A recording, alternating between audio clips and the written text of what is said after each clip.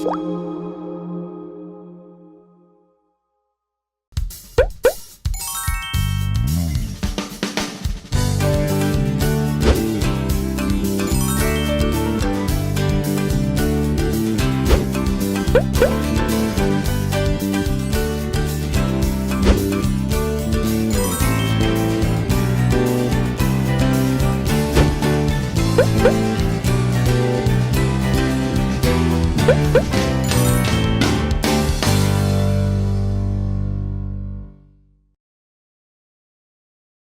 여러분, 자 이제 마음을 바로 하고 자세 바로 하고 집중하고 이제 하나님께 예배드리고 하나님께 집중하는 시간이니 우리가 마음 다해서 예배드려 보도록 할게요. 자, 오늘의 설교 제목을 한번 읽어봅시다. 시작.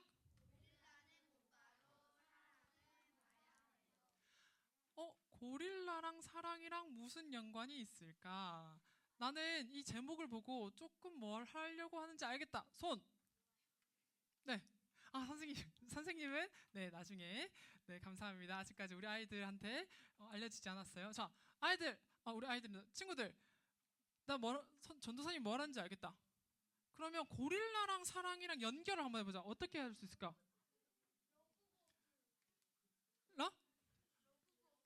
러브버그? 러브버그? 그거는 아니지. 고릴라랑 사랑이랑 무슨 연관이 있을까? 고릴라는 나쁘지만 사랑해요. 문장은 됩니다. 자, 여러분, 지금부터 전도사님이 영상을 하나 보여줄 거예요. 영상을 하나 보여줄 텐데 제 질문은 안 합니다. 영상을 하나 보여줄 텐데 전도사님이 끝나고 퀴즈를 낼 거예요. 퀴즈가 있어요. 영상이 어떤 영상이냐면 1999년에 미국에서 하버드 대학교에서 실험을 하나 합니다. 제목은 어떠한 실험이에요. 고릴라가 들어갑니다. 그런데 그 실험에서 질문이 있어요. 질문을 드려보도록 할 텐데요. 어떤 실험이냐 하면 흰 색깔 티셔츠를 입은 사람이 있고 검은색 티셔츠 입은 사람이 있어요. 3명씩 나와서 농구를 할 거예요. 농구를 하는데 공을 패스하는 숫자를 맞춰야 돼요. 뭐 하는 숫자? 공을 패스하는 숫자. 자, 그런데 어느 팀을 봐야 되냐면 흰색 옷을 입은 사람을 봐야 됩니다. 흰색 옷을 입은 팀에서 공을 몇 번 튀기는지 한번 보도록 할 텐데요. 영상 끝날 때까지 말하지 말고 속으로 가지고 있어야 돼요. 영상 도중에는 집중하여서 몇 번 있는지 봐야 됩니다. 자, 그러면 이 시간 전도사님이 이제 틀어주도록 할 텐데요. 보겠습니다. Count how many times the players wearing white pass the basketball.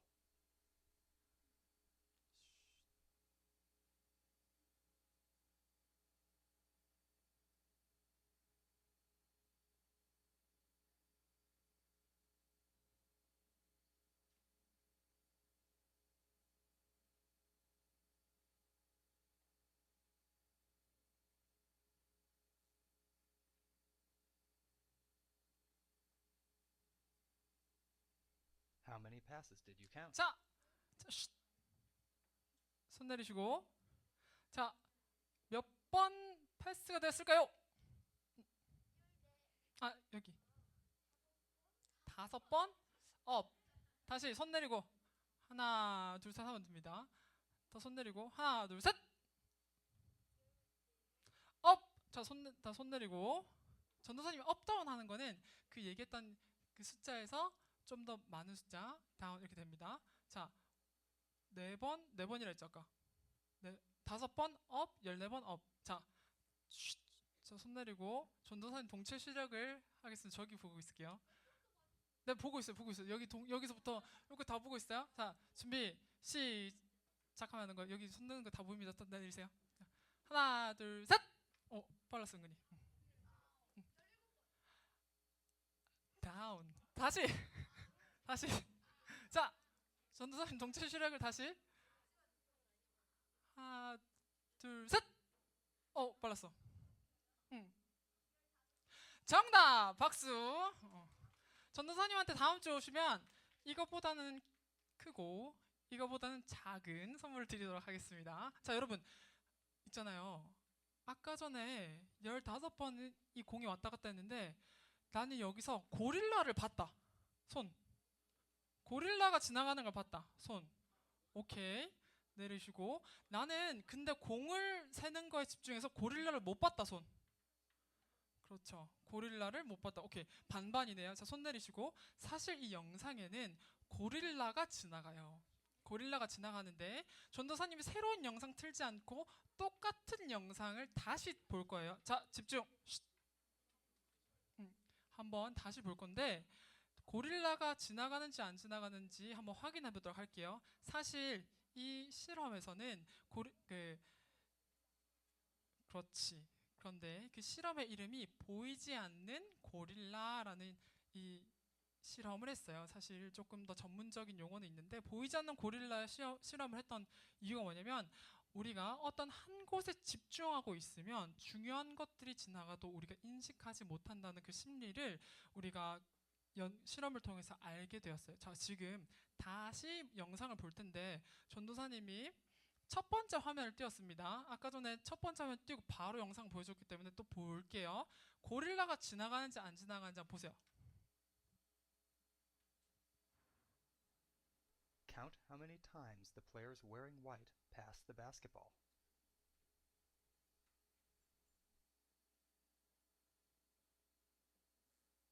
똑같이 공을 패스하고 있는데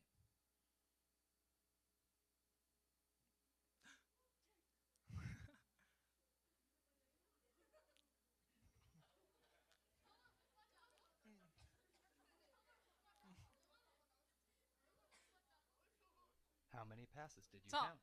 자, 나는 고릴라를 봤다. 손. 그렇지. 못 봤다고? 다 손 내리시고.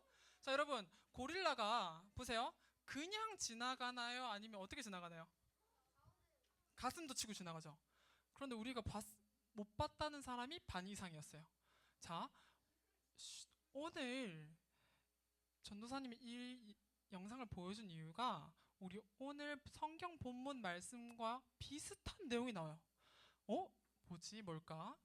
사람들이 공 숫자 패스하는 것에만 집중해서 숫자를 세고 있어서 고릴라를 못 봤어요. 그런데 우리 오늘 성경에도 바리새인과 서기관들이 나와요. 바리새인과 서기관들이 한 기준과 어떠한 것에 몰두해서 예수님을 바라보지 못하는 내용이 나옵니다. 오늘 같이 말씀 보도록 할 텐데 먼저 8장 1절 2절 같이 성경책을 찾아서 읽어보도록 하겠습니다. 시작! 예수는 감림산으로 가시니라. 아침에 다시 성전으로 들어오시니 백성이 다 나오는지라 앉으사 그들을 가르치시더니, 자, 고릴라와 사랑에 관련돼서 우리가 말씀을 보도록 하겠습니다. 예수님께서 성전에 올라가셔서 가르치기를 시작하였습니다. 그런데 그때 우리가 오늘 본문 말씀 3절부터 시작되는 말씀에 바리새인들과 서기관들이 화가 났어요. 그리고 누구를 데리고 왔어. 화가 나서 데리고 온 여자, 간음한 여자를 데리고 왔어요. 선생이요, 이 여자는 남편이 있음에도 불구하고 나쁜 짓을 저지른 그 현장을 우리가 잡았으니 잡아서 데리고 왔습니다. 선생이요, 선생은 율법을 잘 안다고 들었는데 모세 율법에는 이런 여인이 있다고, 이런 사람이 있다고 하면 돌로 쳐서 죽이라고 합니다. 어떻게 해야 될까요? 선생이면 어떻게 하시겠습니까? 당장 판결을 내려주세요 하고 바리새인들은 율법을 기준으로 하고 예수님께로 간음한 여인을 데리고 옵니다. 여러분, 바리새인들은 누구일까요? 바리새인들, 나쁜 사람? 바리새인들은 그때 당시 성경을 연구하는 율법 학자들이었어요. 그리고 성경을 믿고 성경에서 나오는 것들을 지키려고 하는, 율법을 지키려고 노력하는 사람들이었어요.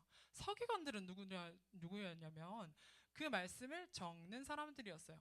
말씀을 배우고 말씀을 지키고 말씀을 쓰는 사람들이었는데 이 사람들이 화가 나가지고 가늠한 여인을 데리고 예수님께로 나아옵니다.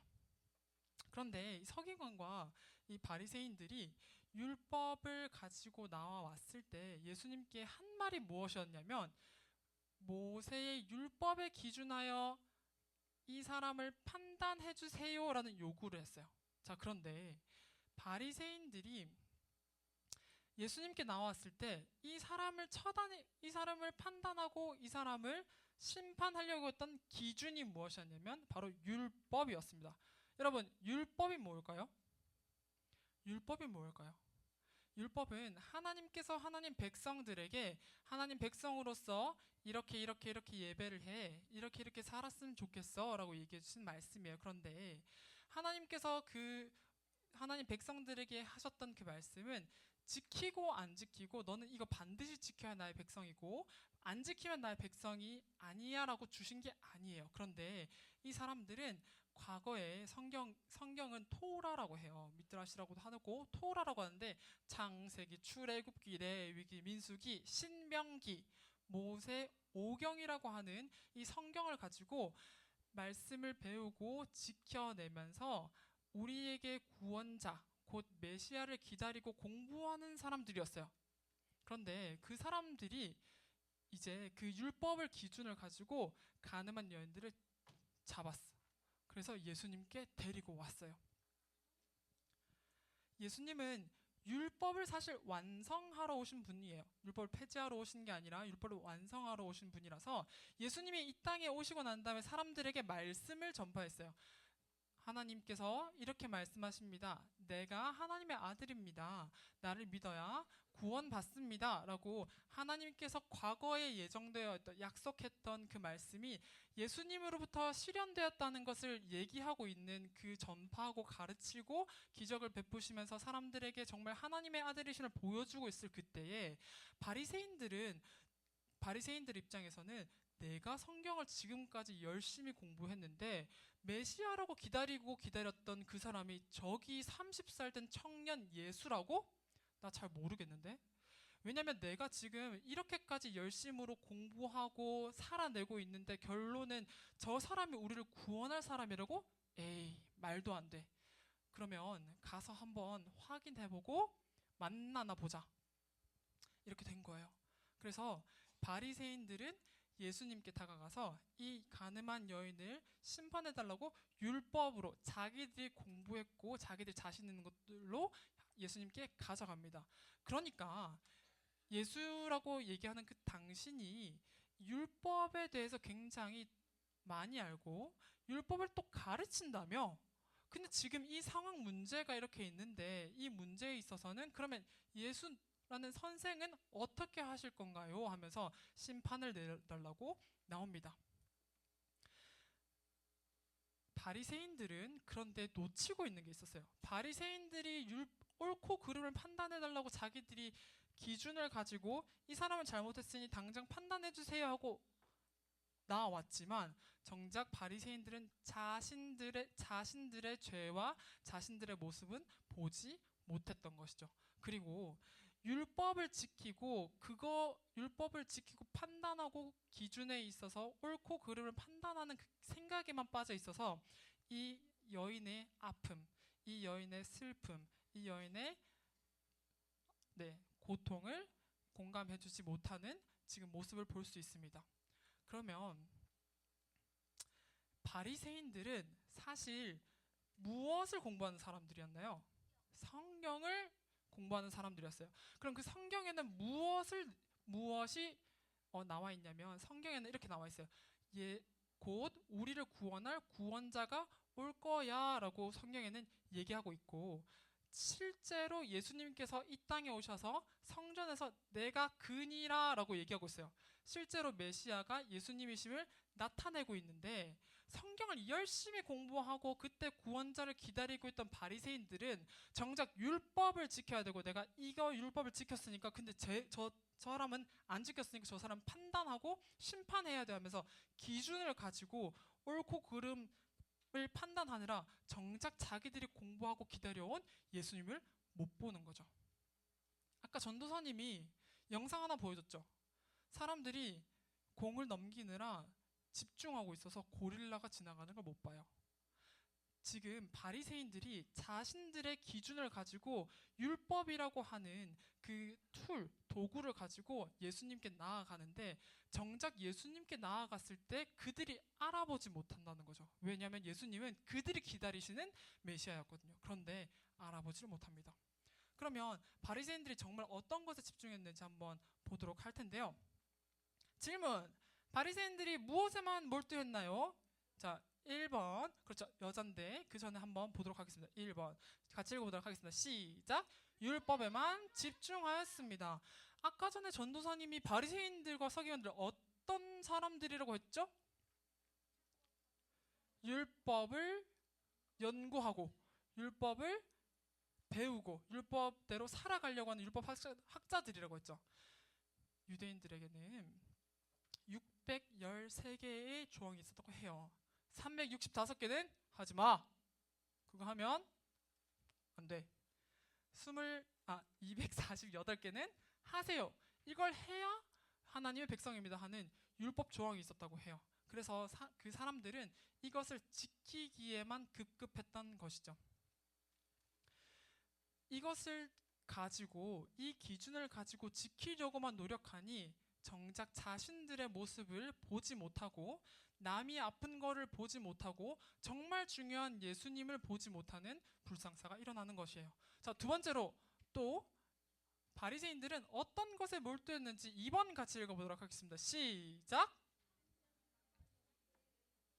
자, 다시 2번 큰 소리로 함께 읽어보도록 하겠습니다. 시작. 함정에 빠뜨리기 위해 몰입했습니다.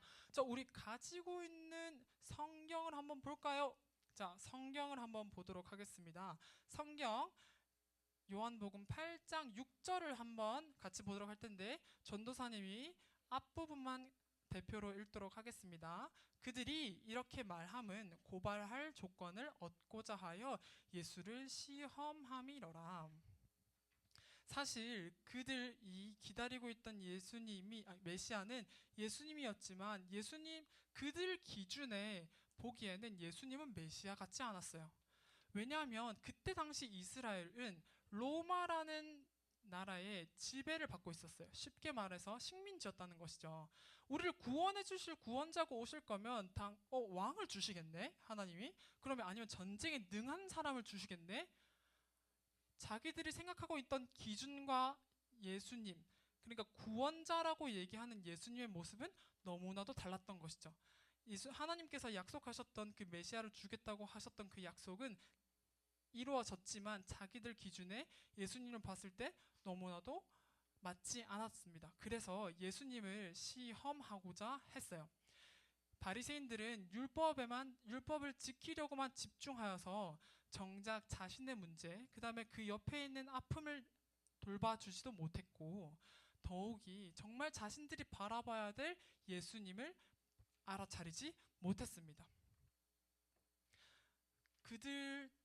바리새인들이 배우고 이때까지 연구하고 자기들이 옳고 그름을 가지고 예수님께 나아가서 판단해달라고 나아갔지만, 예수님의 기준은 율법에 있고 죄에 있지 않았어요. 예수님은 그 사람에게 관심이 있으셨습니다.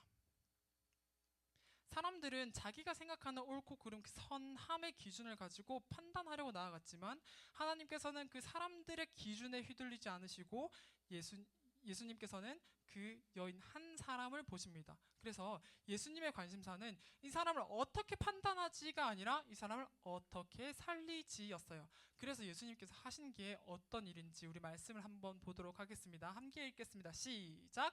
예수께서 몸을 굽히사 손가락으로 땅에 쓰시니 그들이 묻기를 맞이 아니하는지라. 이에 일어나 이르시되 너희 중에 죄 없는 자가 먼저 돌로 치라 하시고. 아멘. 예수님께서는 바리새인들, 다른 사람들이 가지고 있던 외부의 기준에서 내면의 기준으로 시선을 옮기십니다. 내가 했던 행동으로 나의 가치가 판단되고 내가 했던 행동으로 나의 전체가 낙인 찍혀버린 이 과정 가운데 예수님께서는 행동과 죄의 용량에 따라서 판단하는 것이 아니라, 그럼에도 불구하고 예수 그리스도 앞에 있는 그 존재 자체에 집중하고 계십니다. 자, 그러면 예수님이 죄를 그래 용납하시는 것일까요? 아닙니다. 예수님께서 죄를 용납하시는 것이 아니라 과거에 있던 죄를 기억하지 않으시고 오늘 예수 그리스도 앞에 나온 오늘의 나를 바라봐 주시는 거죠. 과거를 보시지 않으시고 과거에 묶여 있지 않고 오늘의 나를 봐주시는 것입니다. 예수님께서 우리의 기준은 외부에서 내부로 옮겨주셨고 과거를 기억하지 않으시고 오늘을 기억해 주신다는 것이에요. 사실 예수님은 잘못을 모르는 척하는 분이 아니십니다. 다 아시지만 그 죄로 인해 우리를 버리시는 분이 아니에요. 저번 주에 전도사님이 새로 고침 뭐라고 했죠? F5. 우리가 저번 주에도 배웠듯이 예배 자리 가운데 그리고 죄 가운데 있어도 예수님께서는 그 죄를 보시고 판단하고 우리를 버리시는 것이 아니라 다시 회복시키시고 예배로 나아오게끔 하나님께서 다시 기회를 주신다고 얘기를 했어요. 동일하게도 예수님께서도 우리 죄를 보고 판단하지 않으시고 오늘 있는 나를 바라보십니다. 죄를 용납하시는 것이 아니에요. 그 죄보다 크신 예수 그리스도 사랑이 더 크다는 것을 말씀드리고 있는 거예요. 예수님께서는 나중에 그 여인에게 우리 마지막 11절 같이 읽었는데 그 내용을 보면 다시 죄를 범하지 말라고 하시고 죄에서 떠나라고 하십니다. 예수님과 함께함으로 예수님과 회복을 있다면 죄에서 떠나라고 권고해 주시고 독려해 주세요. 그렇기 때문에 지금 우리 예수님의 모습이 죄를 용납해서 죄가 그냥 뭐 죄를 가벼이 여기는 그런 모습이 아니라는 것이에요. 예수님께서는 또 우리를 어떻게 같이 동행하자고 하시는지 우리 히브리서 4장 15절 16절 함께 읽도록 하겠습니다. 시작. 우리에게 있는 대제사장은 우리의 연약함을 동정하지 못하시리가 아니요 모든 일에 우리와 똑같이 시험을 받으신 이로되 죄는 없으시로다. 그러므로 우리는 긍휼하심을 받고 때를 따라 돕는 은혜를 얻기 위하여 은혜의 보좌 앞에 담대히 나아갈 것이라. 아멘. 예수님은 남들이 말하는 기준으로 나를 보지 않고 있는 모습 그대로 나를 봐주십니다. 모든 편견을 뚫고 내가 사랑하는 아들, 내가 사랑하는 딸이다 라고 봐주시는 것이죠. 자, 여기서 질문 하나 드릴게요. 그러면 전도사님 이때까지 예수님께서 우리를 바라보시는 것은 죄를 기준해서 바라보는 것이 아니라 바리새인들은 죄를 기준하고 옳고 그름 그들의 기준에서 판단하는데 예수님은 그 판단으로 우리를 바라보는 것이 아니라 우리 있는 모습 그대로를 받아주신다는 분이신 것을 알았어요. 근데 죄를 아무거나 지어도 예수님께 가져가면 다 용서받네요. 그러면 이런 마음 어떨까요? 예수님이 내 죄를 다 용서해 주시니까 나는 아무렇게 살아도 돼. 내가 아무렇게 살다가 예수님께 용서 구하면 예수님이 용서해 주신다는데 내가 아무렇게 살아도 될까요? 안 될까요? 안 되죠. 내가 친구랑 같이 있다고 생각해 봅시다. 사랑하는 사람이랑 같이 있다고 생각해 봐요. 갑자기 엄마, 아빠, 선생님, 친구들 생각해 보면 되겠습니다. 같이 있다가 친구가 아니면 옆에 있는 사람이 나를 엄청 세게 때렸어. 그리고 나를 이렇게 확 밀어버렸어. 나 엄청 상처받고 힘들었는데 갑자기 사람이 나를 때리거나 민 사람이 와가지고 미안 하면 마음이 어때요, 여러분? 마음이 너무 아프죠. 네, 마음이 너무 아픕니다. 너무 직관적으로 얘기해 주셔서 다 이해했습니다. 그렇죠. 그렇듯이 예수님과 우리는 사랑하는 관계 가운데 있어요. 그런데 예수님이 그 사랑으로 우리 죄를 덮어주시고 우리를 봐주신다고 해서 예수님을 함부로 대하면 안 된다는 것을 오늘 얘기해 주고 싶어요. 또한 우리는 예수님을 닮아가는 자라나는 우리들로서 예수님께 나아갈 때 예수님의 시선을 바라보고 예수님의 시선을 닮아가길 원합니다. 여러분 우리 4번 주보 4번 한번 보실까요? 주보 4번 질문에 뭐가 있죠? 그렇죠. 이번 주에 우리가 가지고 있는 기준, 우리가 가지고 있는 생각으로 남을 판단하거나 남을 정죄하지 않고 예수님께서 죄를 가지고 판단하고 기준을 삼으시고 우리를 판단하지 않으셨듯 우리도 예수님 따라서 우리의 기준으로 남을 판단하지 않고 우리의 생각으로 남을 정죄하지 않고 우리의 판단으로 남을 판단하지 않았으면 좋겠습니다. 그래서 예수님께서 나를 먼저 사랑하셨던 그 사랑 가운데 우리도 남을 사랑하면 좋겠습니다. 우리 앞에 있는 문장 같이 한번 읽어보도록 할게요. 시작. 예수님은 우리의 실수나 과거에 머무는 분이 아닙니다. 오늘의 나를 보시고 주목하십니다. 그렇죠. 과거에 있는 죄를 기억하지 않으시고 오늘에 있는 나를 기억해 주시는 그 예수님의 사랑 앞에 우리가 우리의 기준으로 판단하지 않고 예수님의 시선을 배웠으니까 예수님의 시선으로 남을 바라보길 원합니다. 그래서 우리가 이번 한 주를 예수님의 마음으로 살아가는 우리 소년부 친구들 되기를 간절히 기도하고 또 응원하도록 하겠습니다. 그렇게 살아갈 수 있나요? 네, 감사합니다. 우리 한번 앞에 같이 읽어보도록 할게요. 시작. 예수님이 나를 사랑하신 것 같이 우리도 나를 옆에 있는 친구를 바라보기 원합니다. 예수님이 나를 사랑의 눈으로 바라보셨으니 스스로도 예수님의 눈으로 스스로를 바라볼 줄 알아야 해요. 그리고 예수님이 나를 바라보셨듯이 나도 친구를 옆에 있는 사람을 예수님의 시선으로 바라볼 수 있어야 합니다. 그래서 이번 한 주 우리가 예수님의 마음을 가지고 살아내길 원합니다.